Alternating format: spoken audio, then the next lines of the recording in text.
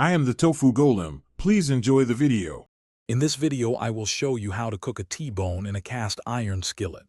First, ensure your T-bone steak is completely dry by patting it with paper towels.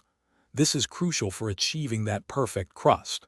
Next, season it generously on all sides with coarse salt and freshly ground black pepper.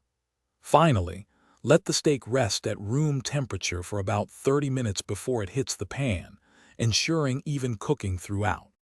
Now let's get that incredible sear. Place your cast iron skillet over high heat and let it get screaming hot, almost smoking.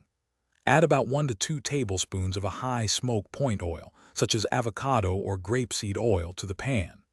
Carefully place your T-bone in the hot skillet and sear it for 2 to 3 minutes on each side, until a beautiful, deep brown crust develops. This initial sear locks in all those delicious juices. After searing, you have a couple of options to finish cooking. You can transfer the skillet directly to a preheated oven at 375 degrees Fahrenheit. Alternatively, reduce the heat to medium-low and add 2 tablespoons of butter, a few cloves of crushed garlic, and some fresh rosemary or thyme.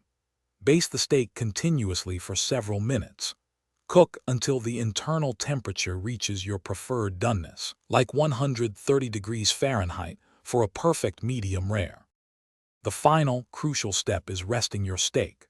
Once it's cooked to your liking, remove it from the skillet and place it on a cutting board. Tent it loosely with foil and let it rest for 5 to 10 minutes. This resting period is vital, as it allows the juices to redistribute throughout the meat, resulting in a much more tender and flavorful steak. Finally, slice your T-bone against the grain and serve it immediately to enjoy your perfectly cooked masterpiece. Thanks for watching. Consider subscribing if we helped you today.